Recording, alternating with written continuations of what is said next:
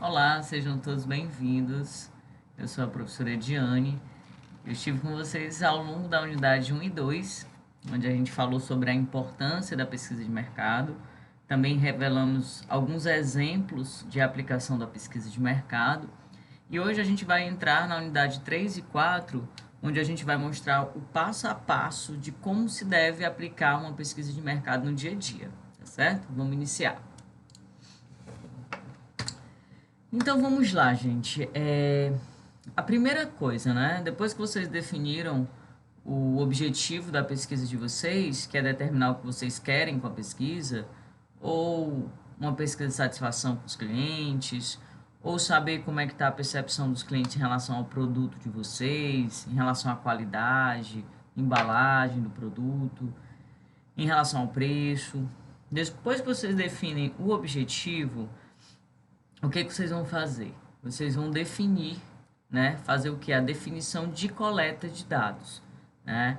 Então, existem dois tipos de coletas, né? Os dados primários e os dados secundários. Coleta de dados, gente, o nome já está dizendo, é onde a gente vai buscar essas informações. Então, toda vez que vocês escutarem essa frase, coleta de dados, né? Eu vou fazer uma coleta de dados, vou definir a coleta de dados. Escutar essa frase tem a ver de onde vocês vão buscar a informação para fazer a pesquisa de vocês. Então, existem os dados primários e os dados secundários. Os dados primários, gente, é aqueles dados que vocês ainda não têm resposta, onde vocês vão ter que aplicar a pesquisa, como é o caso de vocês, se for uma pesquisa de satisfação. Vocês ainda não têm esses dados para vocês analisarem. Já os dados secundários, não. Os dados secundários estão disponíveis. Pode estar na internet, tá? Pode ser algum site confiável como o IBGE. Ele já está disponível para vocês. De uma forma que os dados primários não estão. Aí aqui ele fala até assim, ó. Levantamento das informações necessárias para a realização da pesquisa. Envolve coleta de dados primários e as secundárias. Então, assim, dificilmente a gente faz uma pesquisa só com dados primários ou só com dados secundários, né? Sempre tem alguma coisinha ali dos dois dados, tanto primários como secundários, tá? Então, só para vocês fixarem, dados primários dentro de uma pesquisa é aquele que vocês vão querer descobrir. O dado secundário é o que já tem as informações prontas, tá? Aí ele fala aqui. Os dados primários, né, são coletados por meio de pesquisa e questionário, né? Pesquisa, a coleta de dados feita por pesquisadores profissionais ou por conta própria, junto a concorrentes, fornecedores e clientes. Então, assim, ou você pode contratar uma empresa para fazer essa pesquisa para você, ou você mesmo pode fazer essa pesquisa. Como, professor, eu vou coletar esses dados, que são dados primários, que eu não tenho informação? Você pode começar fazendo uma pesquisa sobre os pontos fortes e pontos fracos dos seus concorrentes. O que aquele concorrente faz de melhor? O que os clientes veem a empresa dele como diferencial? E quais são os pontos fracos dele que a minha empresa não tem e que eu posso incorporar para ganhar mais clientes, né? São essas perguntas que vocês podem fazer para coletar os dados primários. Aí ele fala do questionário em si, né? Que o foco é na elaboração de um bom questionário que seja objetivo e contenha os principais itens de acordo com a sua pesquisa. Gente, essa questão do questionário é muito importante, porque toda vida que eu vou dar essa disciplina, ministrar essa disciplina, e os meus alunos executam isso na prática, às vezes eles fazem perguntas muito grandes, tá? Perguntas que não são fáceis de entender para o cliente. Então, assim, se você está fazendo um questionário e esse questionário ele não vai ser de fácil compreensão, imaginem vocês tendo que responder um questionário. Será que vocês iriam responder esse questionário? Provavelmente não. Porque com corre-corre da vida da gente, né? A gente passa ali, às vezes, na rua, alguém pede pra gente responder um questionário. Se ele for muito difícil compreensão, for muito longo, as pessoas não vão responder. Então, assim, sejam claros e objetivos acerca do que vocês querem perguntar, tá? Aí ele ainda fala aqui, é mais fácil o acesso a dados secundários. Por quê, gente? Porque o dado secundário, uma vez ele já foi primário, então o dado secundário ele já está disponível para você, entendeu? Então você consegue, né? Quando vocês vão fazer qualquer trabalho na vida de vocês, ou a gente da empresa quer pesquisar sobre algo, na internet são dados secundários. A gente acha várias informações. É muito mais prático, né? Ainda fala assim, e com custo menor do que a coleta de dados primários. Por quê? Porque já são dados tratados, tá? Aí vamos lá. Então, dados primários, vocês entenderam que a gente coleta como os dados primários? Através de pesquisa e questionário, tá? E os dados secundários, professora? Né? Ele fala assim, os dados secundários são coletados por meio de fontes internas e externas, né? Aí ele fala, através do detalhamento do número de vendas, então assim, é um dado secundário, porque já tem todo o levantamento, as informações da empresa. Isso é um dado secundário de fonte interna. A questão da lucratividade da empresa, se ela lucrou mais de um mês ou em outro, é um dado secundário. Por quê? Porque ela já tem essas informações. Aqui ele vai dando outros exemplos, ó. É possível identificar as características dos clientes, informações sobre concorrência, preços, formas de pagamentos e produtos. Professora, a gente como empresa tem esses dados já na empresa? Tem, gente. Vocês têm uma base de sistema que vocês têm os fornecedores, quais são os principais produtos que eles vendem, qual o prazo de pagamento. Professora, no meu sistema eu também tenho informações sobre os meus clientes? Demais. A base de sistema de vocês é riquíssima, porque ela diz com quanto tempo o teu cliente compra o teu produto, qual é o produto que tu mais vende, qual é o ticket médio do teu cliente. O ticket médio é a média que ele gasta toda a vida que vai na tua loja. Então, essas fontes internas da empresa, gente, são dados secundários. São dados que você já tem, tá? Agora, vamos lá. No sistema, você não consegue ter uma pesquisa de satisfação. Às vezes, você tem várias informações do cliente, mas você não sabe se ele está satisfeito. Aí você tem que fazer o quê? Fazer uma pesquisa, que é e fazer um dado secundário ou primário? Primário, porque você vai querer coletar informações desses clientes, tá? Mas no caso aqui, ele fala que os dados secundários da empresa são fontes internas, né? Relatório de vendas, relatório de lucratividade, perfil do cliente, tá? E as fontes externas, professora? A fonte externa, gente, você vê muito, é o IBGE, é o IPEA, tá? Que eu vou mostrar vocês mais lá na frente. Ó, deixa eu mostrar aqui para vocês. Toda vez que a gente usa muito esses sites de fontes externas, porque ele dá o tamanho da população. O IBGE, ele me dá o tamanho da população, do bairro.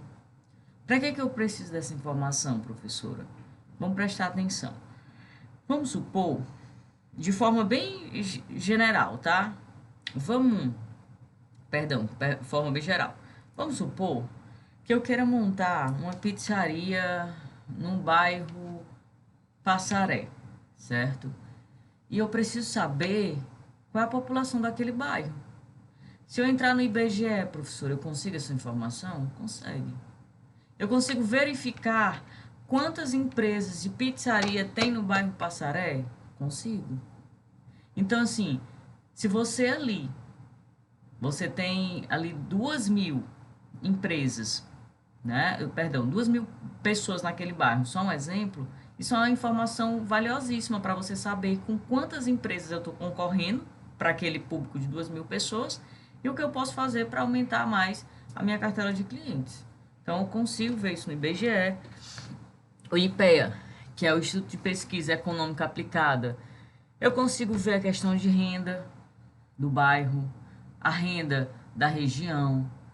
Professora, por que essa informação ela é valiosa? Perceba, se você vende um produto que tem um valor agregado maior, como a gente está falando de pizzaria, vamos aqui dar um exemplo. Vamos supor que a sua pizza ela seja uma pizza que tem um maior valor agregado, ou seja, na faixa de R$ 40. E aonde você quer vender essa pizza, seja um bairro onde a renda das pessoas, em sua maioria, seja um salário mínimo e meio, certo? Então, eu te pergunto, naquela região tem várias outras pizzarias que vendem pizzas de R$ 20 ou pizza de R$ 15. Aí, através da pesquisa, você consegue ver, será que essas pessoas que têm a renda de um salário mínimo e meio estão dispostas a pagar uma pizza com maior valor agregado? Porque, entenda, é um risco muito grande, né? Você, num achismo, colocar, abrir sua empresa, botar um valor maior do que os concorrentes e achar assim, não, mas a minha qualidade, meu produto é melhor. Isso é um erro que cometem muito. Então, cuidado. E aqui ele fala de tanto outros, tá? Aqui é só um exemplo de fontes externas. Então, só para a gente recapitular, dentro dos dados secundários, nós temos os dados de fontes internas e o de fontes externas. O fonte interna geralmente é dentro da empresa e os fontes externas são sites como IBGE, o IPEA, tá? Que são o que a gente usa bastante. Agora pronto. A gente viu lá, né, que o primeiro passo é definir o objetivo. O segundo passo é a coleta de dados. Que tipo de coleta de dados eu vou fazer? Vai ser primária? Vai ser secundária? Vão ser as duas, né? Então, assim, baseado nisso, a gente passa para o terceiro passo, né? Aí o terceiro passo é justamente o método que você vai escolher da pesquisa dos seus dados primários. Você não vai querer fazer uma pesquisa, aplicar com várias pessoas? Então, você vai ter que definir um método da tua pesquisa de dados primários. Aí, no caso aqui, ele fala que há dois tipos. A qualitativa e a quantitativa. A qualitativa, gente, é aquela grupo de discussão, é um cliente oculto que eu uso para avaliar a empresa, é um teste clínico, é uma pesquisa por observação. Perceba que a pesquisa que tem um método qualitativo, ela é mais subjetiva, certo? Eu deixo perguntas em aberto, eu deixo o cliente falar livremente, eu não crio, né, modelos já pré-estabelecidos.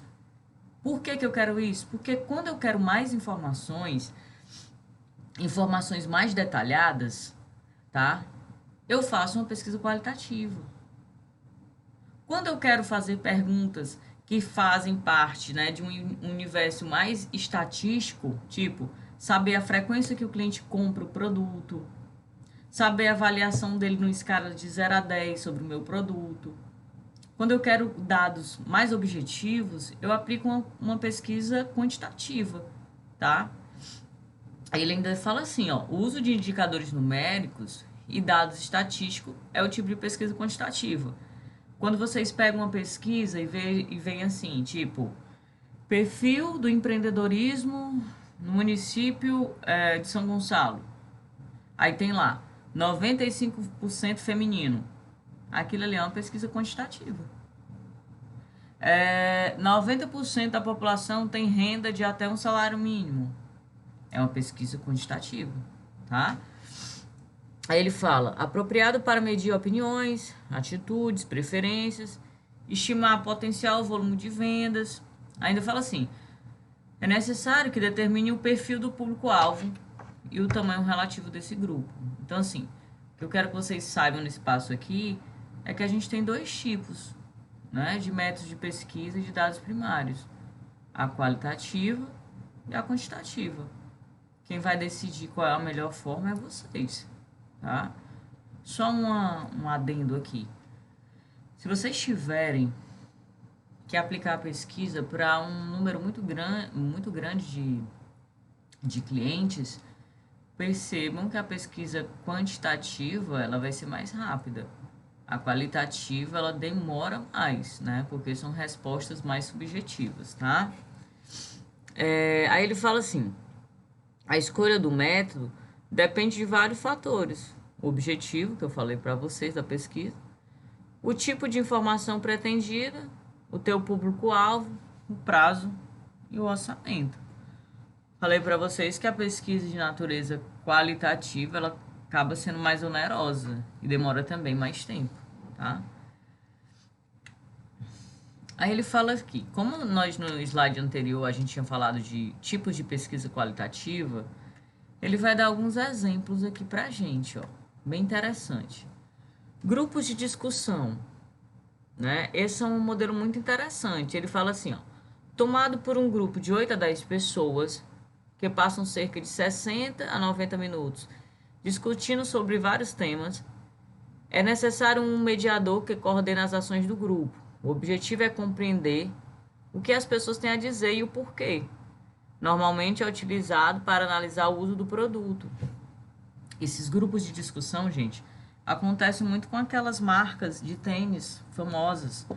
Eles têm esse hábito de reunir, tipo, às vezes até antes de lançar o produto.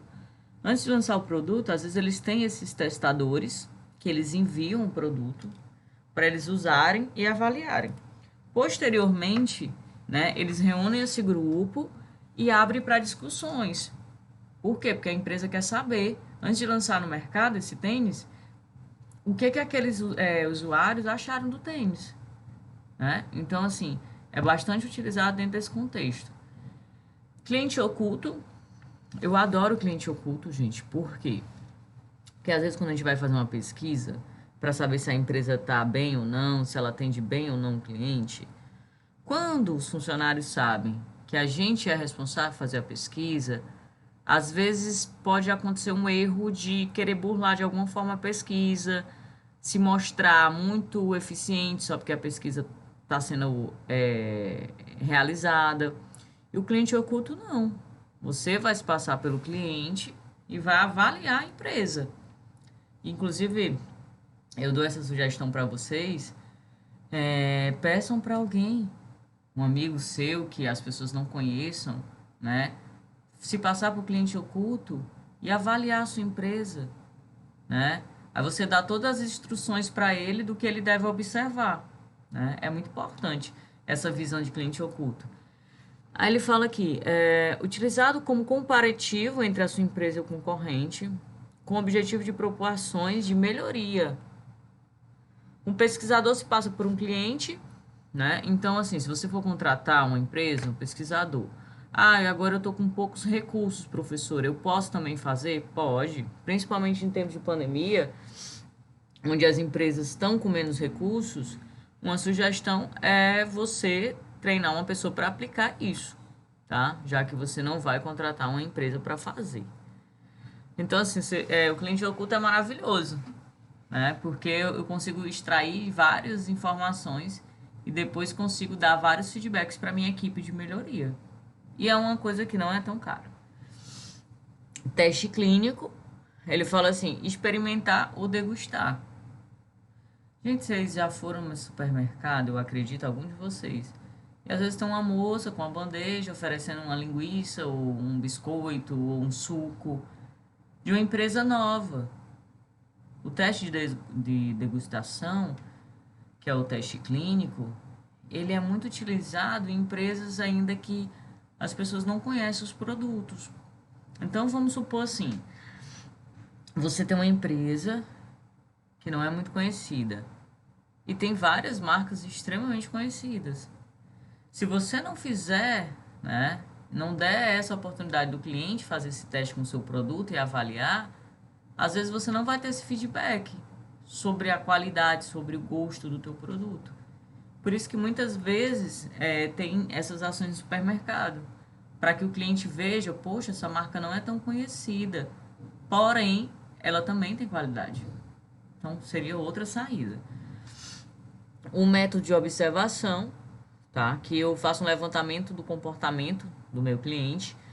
Aí ele fala, é realizado em pontos de vendas e serve para analisar a relação entre o cliente e vendedor, para medir o tempo e duração da venda, para ouvir as perguntas e reclamações do cliente.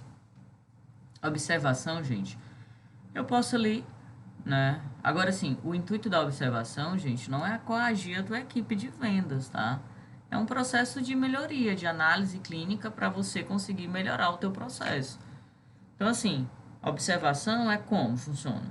Você deixa as pessoas trabalhando ali normalmente, naturalmente, e você fica observando o andamento daquele setor e vai fazendo vários apontamentos, tá? Vai tecendo vários apontamentos sobre o que está acontecendo. Então, também é uma ferramenta valiosíssima. Lembrando que tudo que eu citei agora aqui para vocês faz parte de quê? Lembram da natureza qualitativa ou quantitativa isso aqui? Pensem um pouquinho. 5 segundinhos.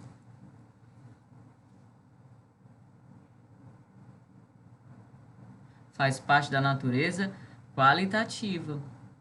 Vocês conseguem ver que isso aqui é uma riqueza de informações, tá? Então, natureza qualitativa. E é dados primários ou isso aqui é dados secundários, professora? Dados primários. Aí ele fala aqui, né? Vantagens e desvantagens de alguns meios de pesquisa, né? Entrevistas pessoais. Eu queria que vocês conhecessem isso aqui, até para vocês verem o que é viável para o negócio de vocês, né? Aí ele fala a vantagem da entrevista pessoal. Ora, gente, é a riqueza de informação, né? Você consegue captar várias informações importantes. Agora, sim, a desvantagem. O custo é elevado. O tempo, né?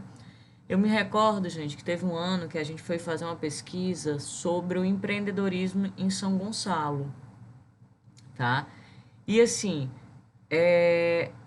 a coleta foi grande, eu tinha que aplicar essa pesquisa com um número grande de clientes. Então, assim, eu apliquei essa pesquisa, não me recordo agora, mas foram com uma base bem grande de clientes. Se eu fosse aplicar uma pesquisa pessoal, eu ia demorar, se numa pesquisa quantitativa, né? Eu consegui coletar, um exemplo, 500 pessoas através de um questionário. Se fosse uma entrevista pessoal, eu ia ter demorado aí uns 6 meses, se não fosse mais, porque são muitas pessoas, né? Sem falar que demora muito tempo.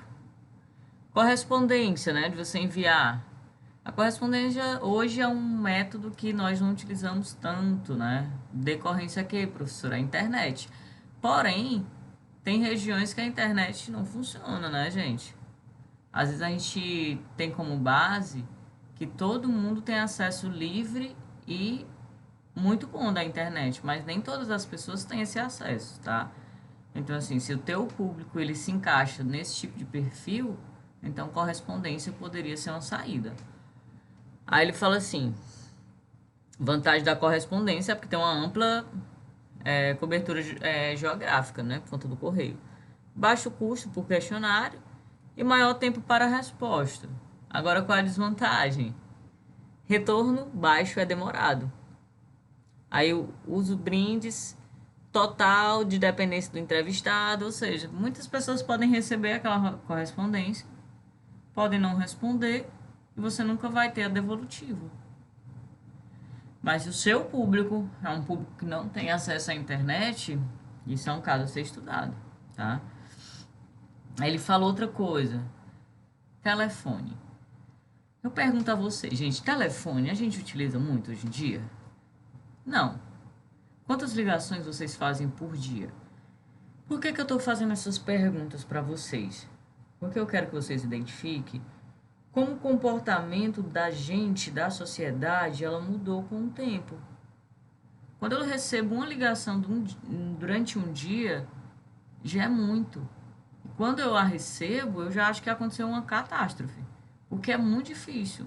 Então, assim, o uso do telefone, principalmente na sociedade do conhecimento, que é essa que a gente vive hoje, as pessoas são muito mais impacientes para falar com a gente ao telefone. Então, observem se o seu público é esse tipo de perfil também, viu? Aí ele fala assim, vantagem de ligar é a rapidez, né? Que eu falo logo com a pessoa. Flexibilidade, custos baixos, quando aplicado em uma região restrita, ó, tá vendo? Agora, desvantagem, perguntas objetivas, ou seja, você às vezes não tem uma riqueza de informações como é numa entrevista pessoal. Perguntas objetivas, restrita a quem possui telefone, dificuldade de horário, né? Às vezes as pessoas estão trabalhando. Então, se você ligar para o telefone dela durante o dia, ela não vai poder responder o teu questionário. Então, há essa limitação, tá? Então, assim, o telefone é uma coisa que eu sempre falo. Aí vocês vão me questionar, professora, mas agora em tempos de pandemia, eu poderia estar usando o telefone? Gente, o que eu aconselho em tempos de pandemia? Vocês utilizarem formulários. Enviarem um link pelo WhatsApp ou pelo e-mail para pessoas responderem. Porque aí é muito mais rápido a resposta do que você ligar, a pessoa tá falando ali com você, tá? Aqui o e-mail eu falei para vocês, tá? Agora qual é o risco? É o parecido com a correspondência, retorno baixo. Mas assim, o e-mail é uma ferramenta que a gente usa bastante hoje, tá? Então aqui são alguns métodos que vocês podem fazer na pesquisa. Então pronto. Nós abrimos o primeiro passo com a coleta de dados, tá? Coleta de dados, dados primários ou dados secundários. Terceiro passo, a gente vai definir se a pesquisa é a natureza qualitativa ou quantitativa. Pode ser as duas? Pode. Isso é um passo a passo, tá? Quase um roteiro. Quase não, é um roteiro, tá? Então, depois que você definiu se a sua pesquisa é qualitativa ou qualitativa, quantitativa ou qualitativa, você passa para o quarto passo, que é o que, professora? É a definição da coleta, tá? Ou, perdão, a definição da amostra. Professor, o que é uma amostra? Ele ainda fala aqui. É uma parcela de uma população com a qual se faz a pesquisa e a partir de um universo previamente definido. Então, assim, o que é essa amostra? Vamos lá. Quando vocês vão fazer uma pesquisa, a principal dúvida da gente é se essa pesquisa teve credibilidade ou viabilidade. Então, assim, eu fiz uma pesquisa, vamos dar um exemplo aqui, com 20 pessoas, um exemplo. Mas como é que eu vou saber se essas 20 pessoas representam de fato, né, o universo, a amostra da minha pesquisa? Como é que eu vou saber isso? Então, vamos lá. O universo, gente, o universo é o todo. Vamos supor que você queira fazer uma pesquisa de satisfação com seus clientes. Então, você vai usar como universo o mês que tem maior fluxo dentro da tua empresa. Aí, vamos supor, o mês que tem maior fluxo é 2.000 clientes. Então, esse é o universo, ou seja, naquele mês que eu escolhi tem 2.000. E o que é a amostra? É uma pequena parcela desse universo que eu vou escolher para aplicar a pesquisa. Isso quando a gente tem uma pesquisa de natureza quantitativa, tá? Então, a amostra é isso, é uma pequena parcela daquele universo que eu vou aplicar a pesquisa. Imaginem vocês, dentro da pesquisa de votos, que vocês sempre veem muito, na pesquisa de voto, da política, todo ano vocês veem, a amostra, a gente fez essa amostra com 2.000 pessoas de Fortaleza, a confiabilidade dela é 95%. Então, assim, para eles pegarem essa amostra, eles consideraram o universo da pesquisa, pode ser o universo daquele bairro, daquela região, entendeu? Então, o universo é a totalidade e a amostra é a parcela que eu vou recolher. Professora, me dá outro exemplo. Vamos supor que eu quero fazer uma pesquisa sobre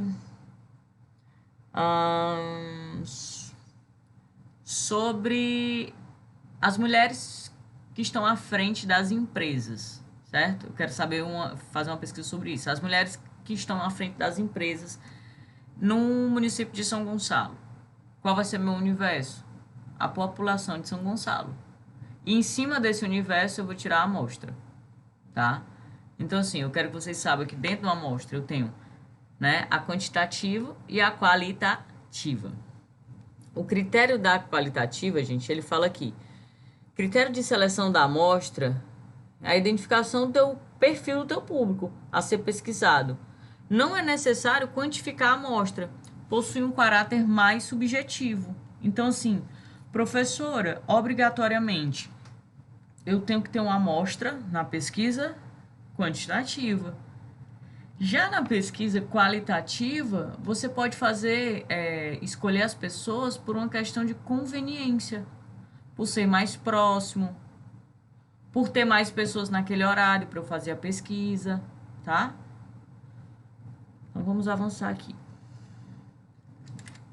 Aí ele fala aqui, é só algumas explicações relacionadas à pesquisa quantitativa que vocês têm que entender, tá?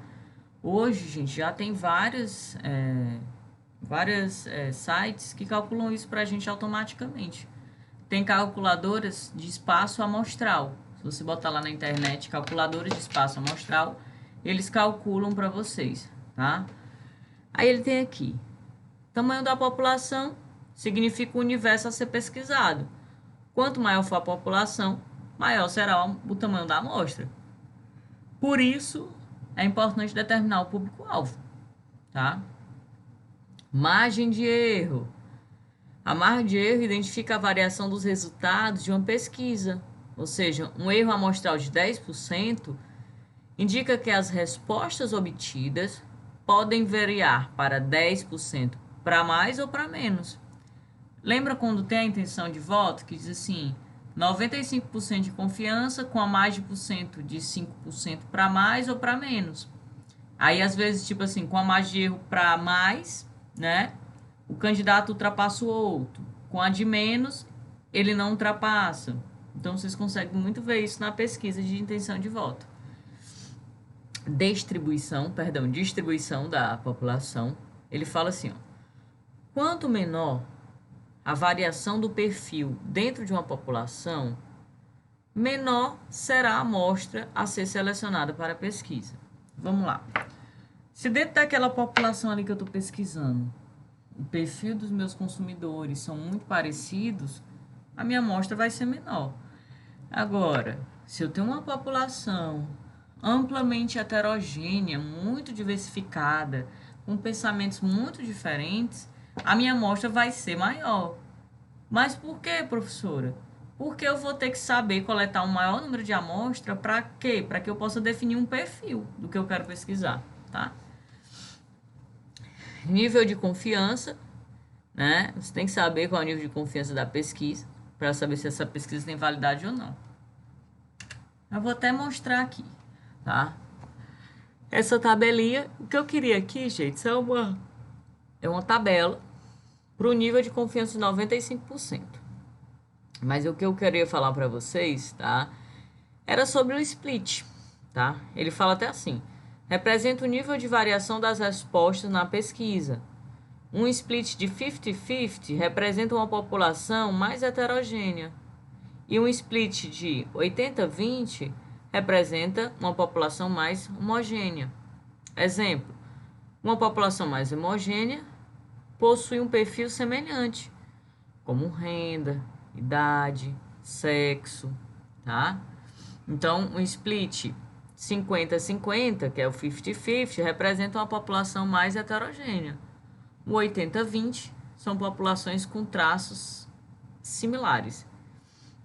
Aí ele até fala assim, um split 50-50 deve ser utilizado quando não se conhece o grau de homogeneidade da população. Isso deve garantir um nível de confiança maior na resposta.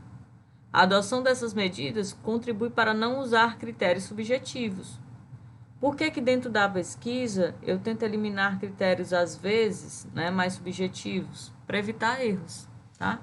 Então, assim, aqui o que eu quero que vocês peguem é o split. Vocês que vão definir se vão usar um split 80-20 ou um 50-50, tá? Aí ele fala aqui, pesquisa de mercado, né? Seleção do tamanho da amostra de clientes potenciais. Aqui ele vai dar um exemplo. Ele fala até aqui, ó. A cidade onde o seu Manuel pretende abrir a padaria possui 10 mil habitantes. Então, como ele possui poucos recursos financeiros para a realização da pesquisa, Ele definiu na tabela um erro amostral de 10%. E como o bairro possui um perfil parecido, ou seja, um split 80-20, assim a sua amostra foram 61 pessoas. Então, dentro da tabela amostral, está aqui, ó. Universo a ser pesquisado, 10.000, que são as pessoas do bairro. Nível de confiança, 95%. Em um erro, né, amostral, 10%. Split, 80-20. Amostra, 61 pessoas. Mas por que deu uma amostra pequena? Pensei um pouquinho. Por que a amostra foi menor? O que foi que eu disse para vocês? Que quando a população tem características homogêneas, mais parecidas, mais similares, a amostra é menor. Se essa população aqui tivesse um split de 50-50, ou seja, muito diferente, a coleta dele não ia ser, a amostra dele não ia ser 61 pessoas, ia ser muito maior, tá? Aí aqui ele fala, considerações para a realização dessa pesquisa. Foi considerado a região geográfica e horários de pesquisa. Também foi definido critérios para a aplicação do questionário, de forma equilibrada, com o objetivo de atender às diferenças que existem entre os entrevistados. A aplicação do questionário, será aplicada em todo o bairro, em horários e locais diferentes. Aí aqui é a pesquisa do seu Manuel, né, da padaria. Período da manhã, turno, né, tarde e noite. Existe uma variação do público e tipo de consumo conforme o horário. Olha que interessante. O seu Manuel definiu fazer a pesquisa não só de manhã nem só à tarde, mas à noite também. Para quê? Para ele poder mapear os clientes dele, né, de diferentes turnos, porque muda o perfil de cliente de acordo com o horário. Distribuição. A pesquisa foi feita pelas ruas do bairro e proximidades da padaria concorrente. Em relação aos fornecedores, a elaboração de lista de produtos a serem comprados e seleção de fornecedores através dos seguintes critérios: 3 empresas para cada categoria de produto, localidade e porte da empresa. Gente, por que isso é muito importante? Selecionar 3 fornecedores. Eu faço consultoria em uma empresa onde uma das coisas que a gente mais está tentando ajustar é isso. Ele compra de um fornecedor específico, uma loja da Aldeota, e eu sempre pergunto a ele por quê. E ele sempre me fala, não, porque esse cliente ele tem mais qualidade, esse fornecedor. Eu disse, não, você consegue comprar um produto também de qualidade com um preço mais acessível, até de um distribuidor, sem ser de um varejista, ou compra logo direto da fábrica, numa negociação maior. Então, tudo vai depender. Concorrentes, né? Identificar os concorrentes diretos, isto é, aqueles que o seu público-alvo frequenta. Pronto, nós fizemos aqui, né, a pesquisa do seu Manuel, definimos a amostra, que vão ser 61 pessoas. E agora, o quinto passo é a elaboração dos instrumentos de pesquisa. O questionário, ou roteiro de entrevista, ou formulário de avaliação. Você já não definiu? Seu Manuel vai aplicar lá a pesquisa com quantas pessoas? 61. Agora você vai definir quais são os instrumentos. Será que a minha pesquisa vai ser mais viável? Um questionário ou uma entrevista? Aí ele fala aqui.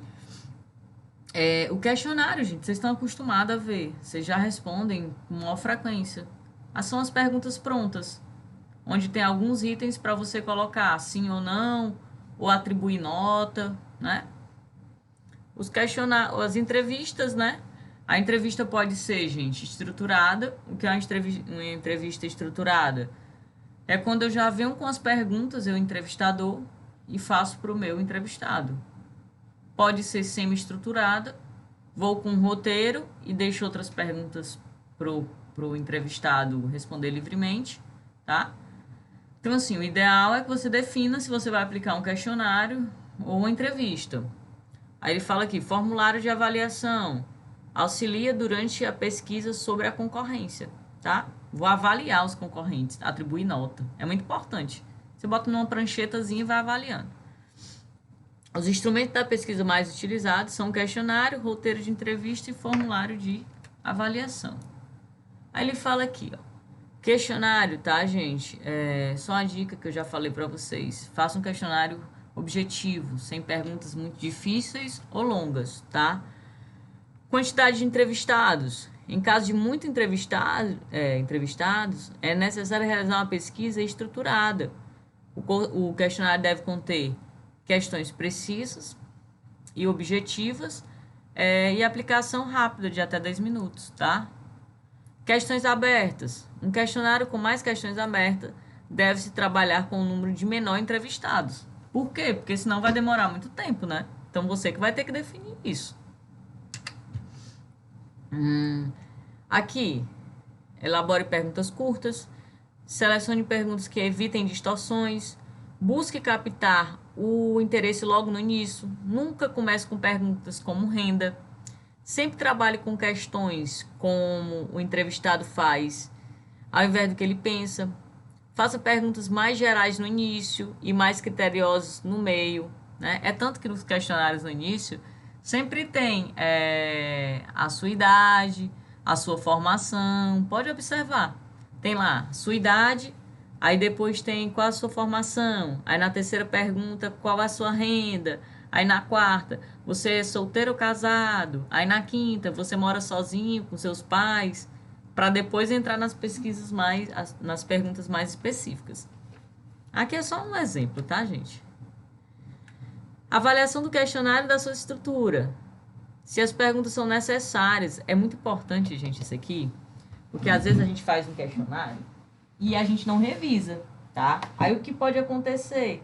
Eu acabar passando para o meu cliente perguntas redundantes. Faço a mesma pergunta, mas de forma diferente. Então, avalie seu questionário. Avalie se ele está longo demais, né? Se há espaço suficiente para a resposta. Cuide do visual do questionário. Não existe coisa pior do que eu pegar um questionário e o questionário ter aquela somente escrita, aquela coisa bem pesada, chega a dar preguiça de ler, pergunta muito longa, né? Avaliar o tempo médio para preenchimento das respostas, observe a disponibilidade e motivação, né? Ele ainda fala aqui, o seu Manuel, ó. Quando o questionário estiver finalizado, deve-se realizar um pré-teste com alguns entrevistados. Faça o pré-teste com pessoas que possuem o perfil da amostra. Não faça com familiares ou pessoas que participaram da elaboração do mesmo. Por quê? Porque eles não vão conseguir ser críticos na avaliação. Para testar o questionário e a realizar alguns ajustes. Isso ajuda a evitar o retrabalho e proporciona melhor qualidade. Então, assim, você fez um questionário, definiu as perguntas, pegue ali uma base de 10 clientes para eles responderem o seu questionário, para você ver como é que tá, antes de você aplicar para uma amostra maior. É isso que ele está querendo dizer, tá? Então, vamos lá. O pesquisa do seu Manuel, ele fez um questionário com os clientes potenciais. Lembra que no bairro dele tinham 10 mil pessoas, né? E nessas 10 mil pessoas, ele vai fazer uma amostra com 61. Aí ele fala, roteiro de entrevistas, formulário de avaliação da concorrência, cliente oculto. Deixa eu mostrar aqui para vocês. Aqui alguns exemplos, tá, gente? De questionários. Para vocês tomarem como base. Eu posso perguntar, né? O perfil de compra do cliente, com que frequência ele compra, quanto ele está disposto a pagar, se geralmente ele compra de estabelecimentos mais próximos à casa dele ou mais longe, tá? Aqui é um roteirinho de entrevistas para vocês verem como é, tá? Nome da empresa, endereço. Vocês podem. Aqui é uma entrevista, gente, semi-estruturada. Tem algumas perguntas de marcar e outras abertas, tá? Formulário de avaliação, né, gente? Ó, da concorrência. Posso colocar a qualidade do produto, tempo de espera, atendimento.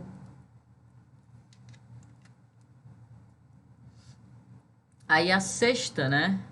O sexto passo é a aplicação da pesquisa em si, né? Eu vou aplicar a pesquisa para aquelas 61 pessoas. Depois que eu apliquei a pesquisa, né? Depois que eu apliquei a pesquisa. Aqui o seu Manuel, ó. Como não dispunha de muito recurso, ele contou com a ajuda dos filhos para aplicar a pesquisa. Primeiramente, revisou os instrumentos de pesquisa, procurando tirar dúvidas. Forma de abordagem. No caso do fornecedor, houve o agendamento por telefone para entrevista pessoal e os clientes potenciais foram abordados na rua. Aparência do entrevistador aqui não tem muita relevância. Material a ser utilizado. Utilizaram prancha para facilitar o preenchimento dos questionários. Então, por favor, se for aplicar uma pesquisa presencial, né, leve uma prancheta para o cliente responder. Pronto. Então, lá no seu Manuel, ele aplicou essa pesquisa na amostra de 61 clientes, tá? E já pegou as 61 respostas. E agora, professora? Agora a gente vai fazer o que a gente chama tabular dados. O que é uma tabulação de dados? É organizar as informações que eu coletei. Isso eu faço aonde? No Excel. Eu jogo tudo no Excel, que o Excel me dá gráficos e consegue me dar todas as informações do que eu peguei de informação com meus clientes. Ele até fala aqui, ó. O Excel é uma ótima ferramenta para tabulação de dados. Inicie pela primeira pergunta do questionário, computando a quantidade de respostas para cada alternativa e assim sucessivamente. Em questões abertas, separe as respostas semelhantes por grupos. Conte com o número de entrevistados que deram respostas parecidas. Então, você vai fazer essa diferenciação, tá? Elaboração do relatório final. Gente, depois que você está com a tabulação de dados, tem lá a tabulação, que é a tabulação de dados. Apareceu lá, de 61 pessoas que responderam a amostra, 90% do público do seu Manuel é masculino e 10% feminino. A renda das pessoas deu um salário mínimo, 95% ganhou um salário mínimo. Outra coisa que ele pode ter descoberto na pesquisa, os clientes estão dispostos a gastar por café da manhã até R$6. Pronto, ele tem várias informações. À noite, os produtos que os clientes mais gostam de consumir, sopa. Aí o que ele pode fazer com essas informações? Ele pode adaptar cardápios específicos, ele pode criar promoções para determinados tipos de horário, onde não tem muito fluxo de cliente. Tudo isso com base nas informações que ele coletou na pesquisa. Ele pode, talvez, contratar mais atendentes, se sinalizou na pesquisa que o atendimento é demorado, né? Ele pode adquirir também, dentro do seu cardápio, mais produtos que ele não venda, tá? Então, isso tudo eu pego através de quê? Da pesquisa de mercado. Só para a gente finalizar, lembra que na pesquisa de mercado, no slide da unidade 1, eu falei, ó, a pesquisa de mercado, ela é importante porque ela nos fornece informações para eu tomar decisões. Então, assim, o seu Manuel pode ter captado várias informações para ele tomar decisões, de incrementar mais produtos, de fazer produtos mais promocionais em horários que não tem tanto fluxo de cliente, tá? Então, a pesquisa, ela serve basicamente para dar suporte nas decisões da empresa.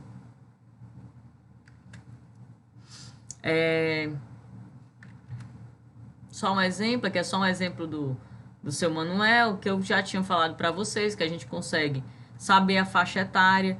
Professora, por que é tão importante eu saber a faixa etária dos meus clientes? Gente, você acha que a mesma pessoa de 15 anos, a alimentação dela é a mesma alimentação de uma pessoa que tem 30, 40, 60 anos? Não. Se o seu público majoritário são pessoas da terceira idade, ou seja, há um apelo muito maior para essas pessoas em consumir produtos mais saudáveis. Se você não sabe dessa informação, tu vai vender na tua padaria, vamos lá, só salgado. Tu vai atrair teu público-alvo, que são essas pessoas de 60 anos? Não, tu não vai nem vender. Então, é por isso que a gente tem que saber dessas informações, tá? E a tomada de decisão que eu já tinha falado para vocês, né? Que é incrementar novos produtos, né? E se ajustar de acordo com as informações que vocês têm. Gente, por hoje é só, nós terminamos.